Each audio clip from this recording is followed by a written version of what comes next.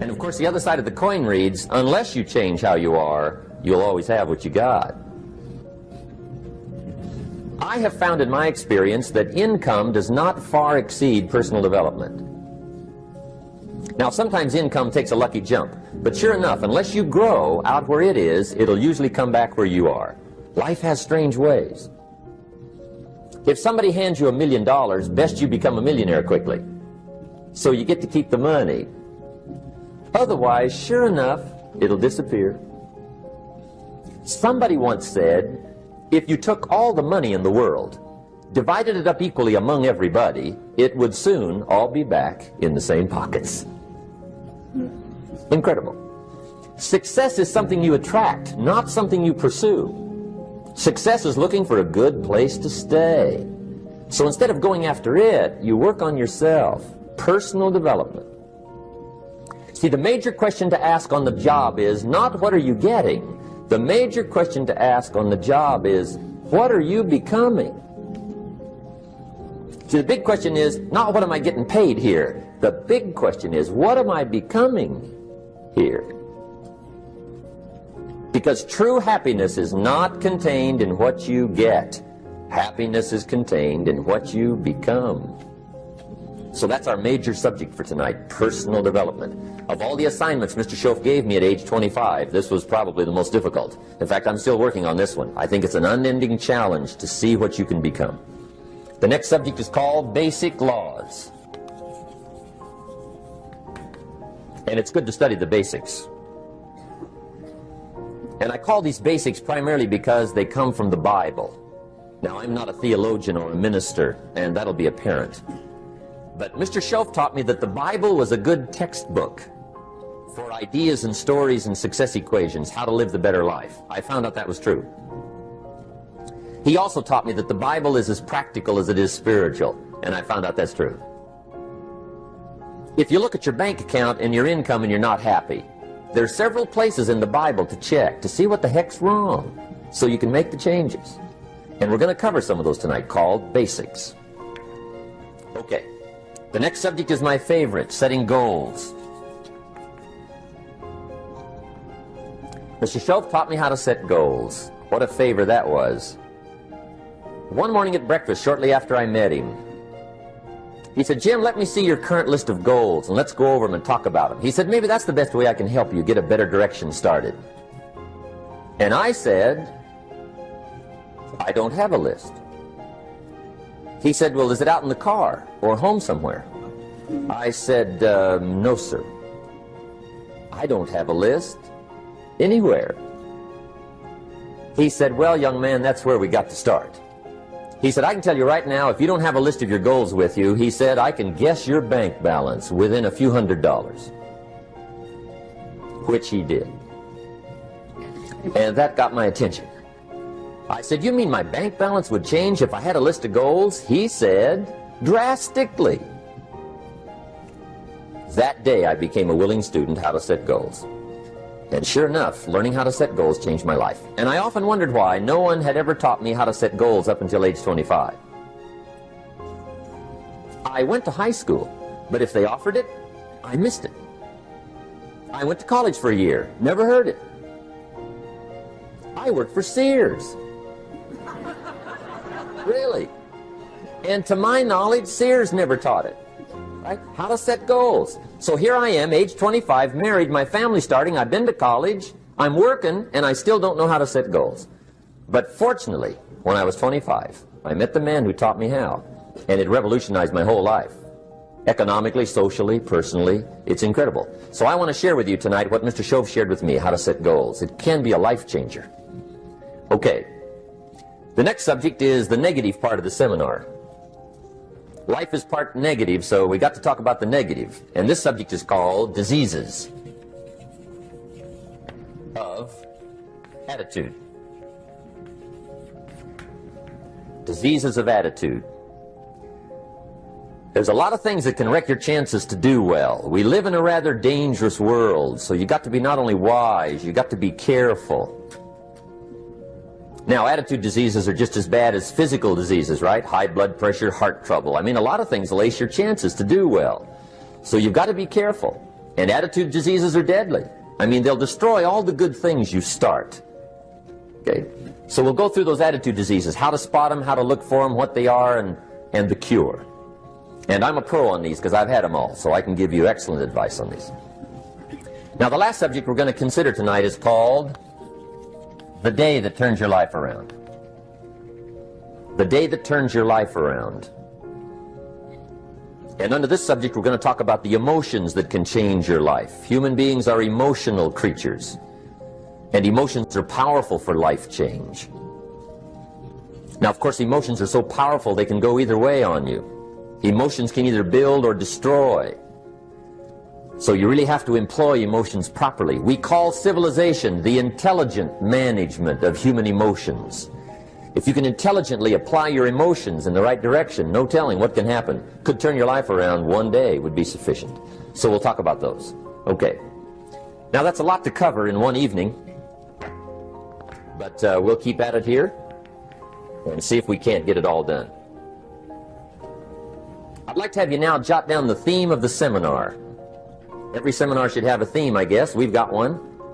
It's on some of our literature if you happen to notice it, but if you didn't, for your notes, here it is. The theme of the seminar goes like this: the major key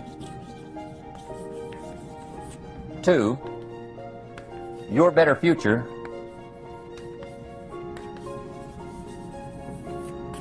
is you. That's the theme of our seminar tonight. The major key to your better future is you. And I'd like to have you underline two words just to give it some added punch. Underline the word major and the word you, so that it reads, the major key to your better future is you. Now, my first suggestion is transfer this to a card or something where you can put it up, where you can see it every day. Preferably put it up where you can see it at the beginning of the day, before you go off to put the day together. This is a good phrase just to glance at, to keep in mind as you're putting the day together. It's called the silent seminar. If you'll just let this talk to you during the day, I found it to be tremendously helpful. The major key to your better future is you. For a big share of my life now, I didn't have this one quite figured out. Among a lot of things I didn't have quite figured out. Many things used to puzzle me back in those early days. I used to wonder why two people could work for the same company, one make twice as much money. Now, see, that used to puzzle me. And maybe they were the same age, graduated from the same school, live in the same community, work for the same company, with the same products and the same services. They've got the same traffic, the same problems, and one makes $1,000 a month, the other one makes $2,000 a month. Now that was my puzzling question. Why would this long list be the same and the money twice as much? I asked, what's the difference between $1,000 a month and $2,000 a month? And I don't mean $1,000 a month, right? I could figure that out. But what makes the difference? Why would one person do twice as well, 3 times as well? Speaking economically, now I know there's more than one way to do well. I understand that. But in this little narrow area called compensation, what's the difference?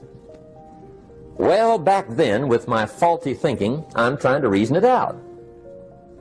I thought, well, maybe time makes some of the difference, right? Some people do better because they have more time. I used to say, Harold ought to be able to do well. He's got a lot of time.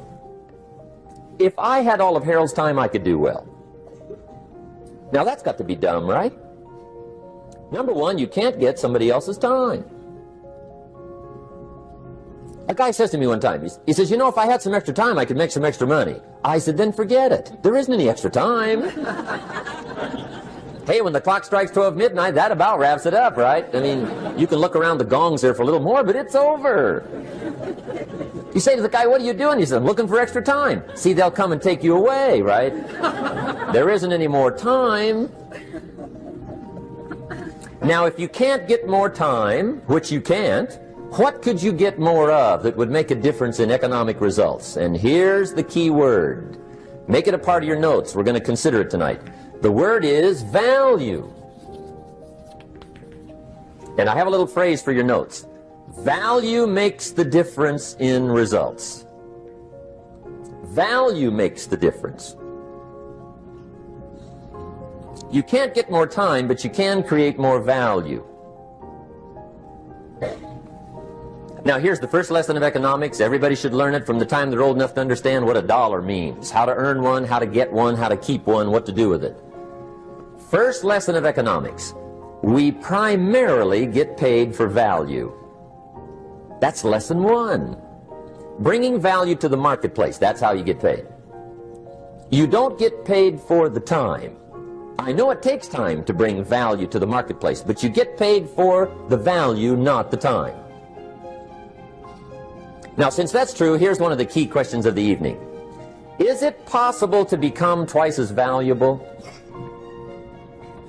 at the marketplace and make twice as much money in the same time? Could you become 3 times as valuable? Make 3 times as much money in the same time? Is that possible? The answer is yes, if. And it's always if, right? Life is known as the big if. Harry Truman once said, life is iffy. How true. And here's the big if we're going to consider it tonight. It's possible to do much better at the marketplace if you go to work primarily on yourself. And that's the theme of our seminar tonight. Learning to work primarily on yourself. People have asked me for the last 24 years, how do you develop an above-average income? And the answer is, become an above-average person.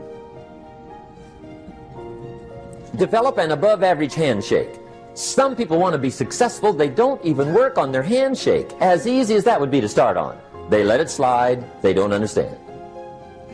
Develop an above-average smile. Develop an above-average excitement. Develop an above-average interest in other people. Develop an above-average intensity to win. See, that'll change everything. Probably one of the most frustrating experiences in life is looking for an above-average job with above-average pay without becoming an above-average person. It's called frustration.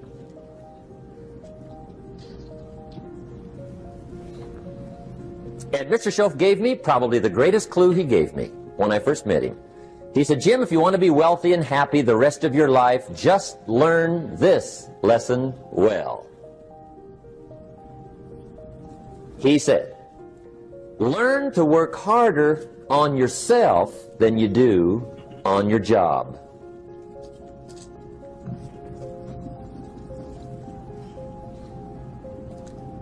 Then Mr. Schoaf gave me probably one of the most important clues among so many things he taught me, but this was in those early days.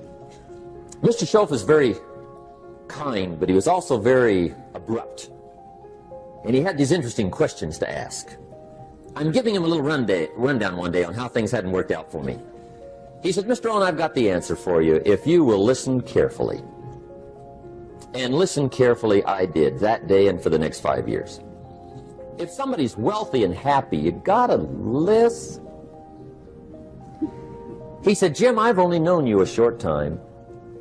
But he said, it's already my honest opinion that for things to change for you, you've got to change. That wasn't quite the answer I was looking for. But that's the answer he gave me, and I pass it along to you on this warm summer evening in Anaheim, California, 1981. For things to change for you, you've got to change. Otherwise, it isn't going to change. Before I met Mr. Schoaf, I used to say, I sure hope things will change. Right? That seemed to be my only hope. If it isn't going to change, I'm in serious trouble. And then I discovered it isn't going to change, so I'm in serious trouble.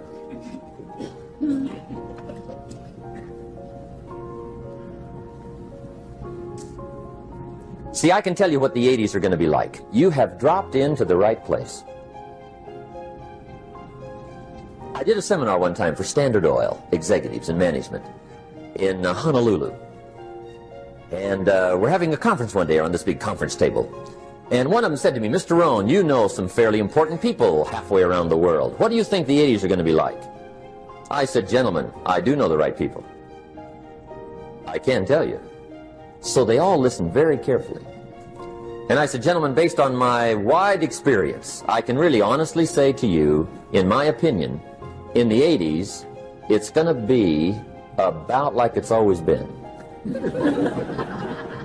Aren't you glad you came? That's inside. I don't pass that around just everywhere. Now, of course, I said that to make a point, but I also said it because it's accurate.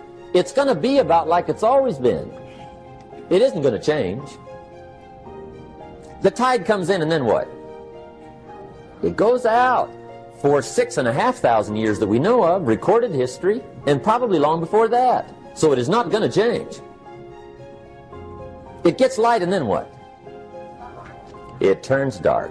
6,500 years. See, it's not likely to change. And we're not to be startled by that. And if the sun goes down, the guy says, what's happened, what's happened? It means he hasn't been here long, I guess, right? It always goes down about this time. The guy says, well, I don't like that arrangement. Well, you got to talk to somebody besides me, right? It gets light, then it turns dark. In rotation, the next season after fall is what? Winter. Pray tell, how often does winter follow fall? Every year regularly for the last 6,500 that we know of. See, it is not going to change. Now, some winters are long, and some are short, and some are hard, and some are easy, but they always come right after falls. It isn't going to change. Sometimes you can figure it out, sometimes there's no way to figure it out. Sometimes it goes well, sometimes it gets in a knot. Sometimes it sails along, sometimes it gets in reverse. See, that's not going to change. The last 6,000 years reads like this: opportunity mixed with difficulty. That's how it reads. It isn't going to change. The man says, well, if it isn't going to change, how will my life ever change? Answer, when you change. And whether I'm talking to high school kids or business executives, my message is always the same. And it goes like this: the only way it gets better for you is when you get better.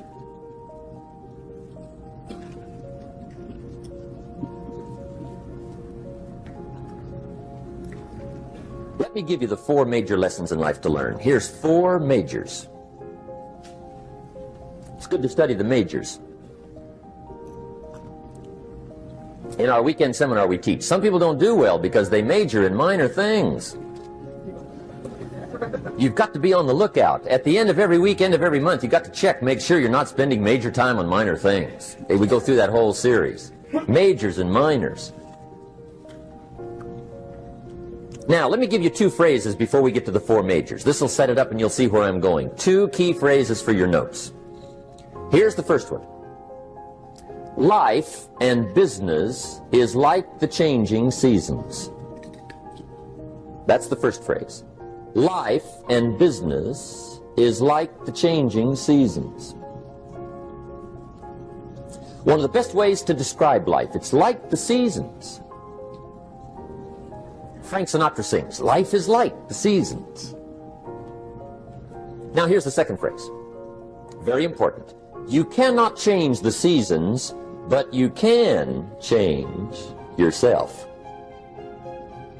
You can't change the seasons, but you can change yourself. And see, that's how life gets better for you, not by chance, but by change. Now, here's the 4 major lessons in life to learn. I've got my first book finished, came out a couple of weeks ago. This is in it, the 4 major lessons in life to learn. Here they are. Number 1, learn how to handle the winters. That's lesson 1. They come right after falls, with regularity. Some are long, and some are short, and some are hard, and some are easy, but they keep coming. You must learn to handle the nights. They come right after days. You must learn to handle difficulty. It comes right after opportunity. You must learn to handle recessions. They always follow progressions. For the last 6,000. See, it isn't going to change. The lesson you must learn is how to handle it. And there's all kinds of winters, right? The winter when you can't figure it out. The winter when it all goes smash. The winter when it turns belly up. The winter when it won't work, when you've run out of money and you've got a broken heart. See, those are winter times. There's all kinds. Economic winters, social winters, personal winters. When your heart is smashed in 1,000 pieces and the nights are unusually long, your prayers seem to go no higher than your head. It's wintertime.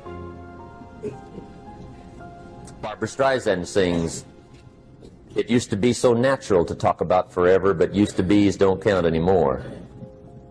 They just lay on the floor till we sweep them away. You don't sing me love songs, and you don't say you need me, and you don't bring me flowers anymore." A song of winter. But see, the disappointments come. Those are normal. That's part of life. But the question is, how do you handle it? How do you handle the coming winters and the disappointments and the downtimes? Well, you can't get rid of January by tearing it off the calendar. But here's what you can do. You can get stronger, you can get wiser, and you can get better. The winters won't change, but you can. And that's how life changes for you. See, before I understood when it was winter, I used to wish it was summer. I didn't understand. When it was hard, I used to wish it was easy. I didn't know. And then Mr. Schoaf gave me a part of his very unique philosophy when he said, "Don't wish it was easier, wish you were better." See, that triggered my whole life change. Don't wish for less problems. Wish for more skills. Don't wish for less challenge.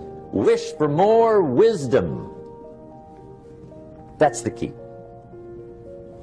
So that's lesson 1. Learn how to handle the winters. Here's lesson 2. Learn how to take advantage of the spring. That's the second one. Spring is called opportunity. And spring follows winter. What a great place for it. If you were going to put it somewhere, that'd be the place to put it, right after winter. And pray tell, how often does spring follow winter? Every year with regularity, 6,000. You can almost count on it. See, opportunity always comes. Days follow nights. Isn't that terrific? Opportunity follows difficulty. But here's what you must learn to do. Underline these 2 words in that key phrase. Take advantage. Underline those 2. You must learn to take advantage of the spring. See, just because spring rolls around is no sign you're going to look good come fall. You gotta do something with it. In fact, you have to get good at one of 2 things in life. Planting in the spring or begging in the fall. Or get somebody to do it for you. See, those are about the only alternatives. Now here's what else you must do. Take advantage of the springs quickly, because there's only a few. Just a handful of springs have been handed to each of us. They don't come forever. Life is fairly brief. So you got to read every book you can get your hands on what to do with your springs while they're here. And take advantage, they soon run out.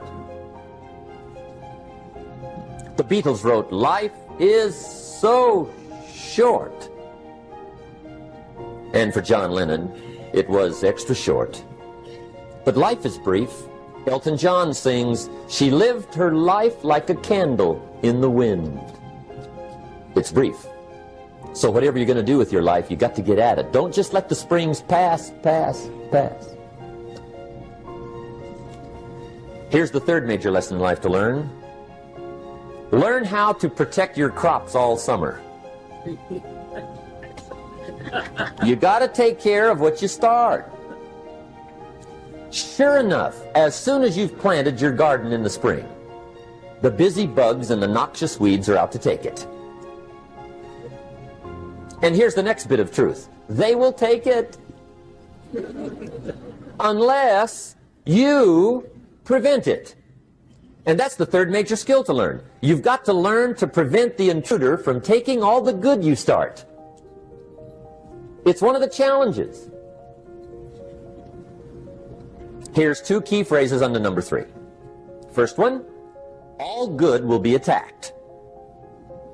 on this planet. Maybe not the next one we get to, but on this one, all good will be attacked.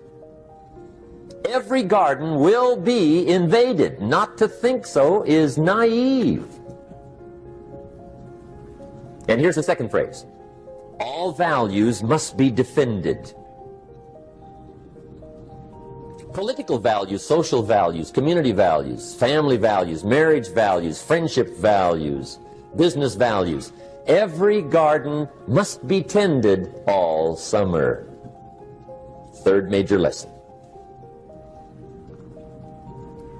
Now here's number 4. Fourth major lesson in life to learn. Learn how to reap in the fall without complaint. Learn to reap come harvest time without complaint.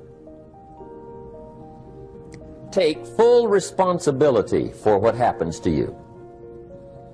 It's one of the highest forms of human maturity, accepting full responsibility. It's the day you know you've passed from childhood to adulthood, the day you accept full responsibility. And another note, learn to reap in the fall without apology. Without apology if you do well, and without complaint if you don't. That's maturity. I used to have that long list of reasons why I wasn't doing well.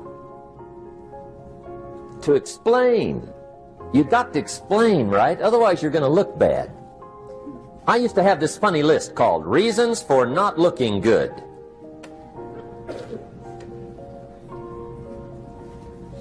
I used to blame the government.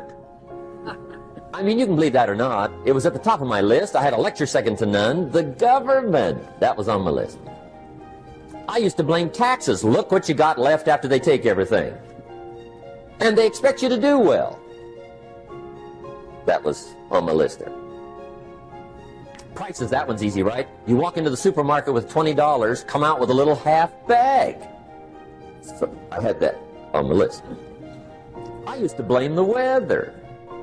I blamed the traffic. I used to blame my car. I blamed the manufacturers. I used to blame the company. I blamed company policy. I used to blame the training program. I blame my negative relatives. They were always putting me down. I blame my cynical neighbors. They're just selfish, looking out for themselves. Won't loan you money? They were on my list.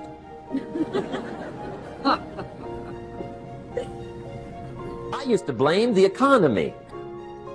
I blamed the community. That's a pretty good list for not doing well, isn't it? I thought it was good. I'll never forget one day, Mr. Schoaf was very kind, but he was also very blunt, and this was no exception. And I'm glad he was blunt. There's a lot of things I'd have missed if he hadn't have been blunt. One day, with sort of a curious look on his face, he said, "Jim, just out of curiosity, tell me, how come you haven't done well up until now?" Excellent question. I thought, well, so I won't look too bad, I'll go through my list. And this list I just gave you, I put that on him. And he was very patient.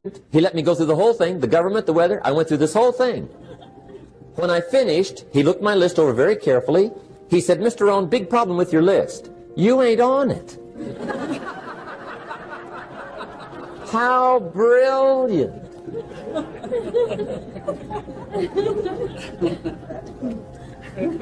When I went to work for him a few months later, I learned very quickly to tear up my list, reasons for not doing well, and I threw it away.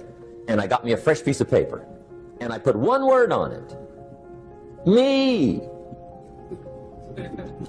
There's a Black Heritage spiritual that says, "It's not my mother nor my father, nor my brother nor my sister, but it's me, oh Lord, standing in the need of prayer."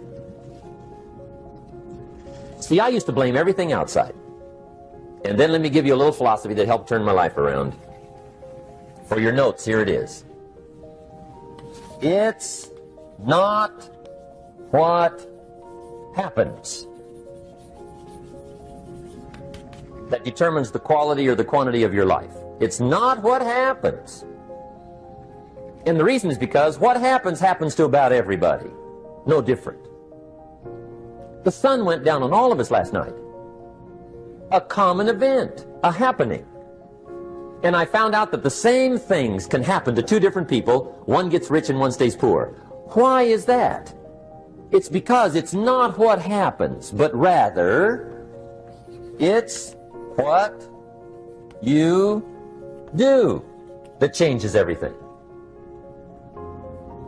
So that's a key phrase. It's not what happens, it's what you do. What happens is about the same. You might put that in parentheses here. Same. What people do, that's what's different. Anything can happen, right? Everything can happen. I've heard all the stories. I've been one of the stories. Hey, we could all tell stories all night long, right? Happenings. Anything can happen. Have you heard of Murphy's Laws? Anybody here heard of Murphy's Laws? Okay, most of you have. Murph had these laws. One of them was, if anything can go wrong, it will. That's one of Murphy's Laws. He was not one of the great positive speakers of the day. But anyway, it's still true though, right? Anything can go wrong, everything can go wrong. For sure. I've fallen out of the sky so many times. Once to the tune of a couple of million. Devastating. Took me a while to survive that one. Now, it wasn't all that much, but it was all I had. I mean, that's when it's much, right? When it's all you got. If you got 3, 2 go, you got 1 left, you ain't looking that bad. But when it all goes, has anybody been there when it all went? Anybody? Come on, the rest of you liars. Come on. Hey, we've all been there, right? When it all went. Of course, it used to be a long time ago, right? When you ran out of money, got to 0, you were all through. Heck, now you can whistle right on by 0, right? I mean, they will bury you. That's what they will do.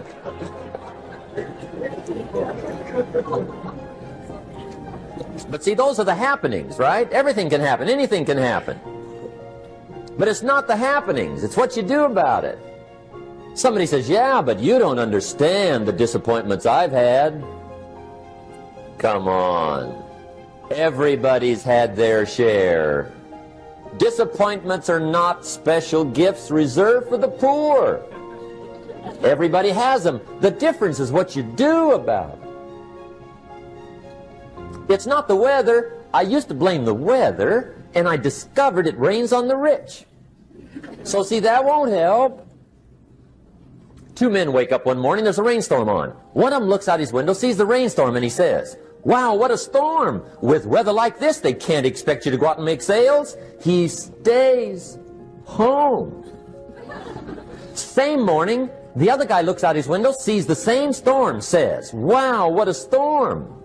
But he says, you know what, with weather like this, what a great day to go out and make sales. Most everybody will probably be home, especially the salesman.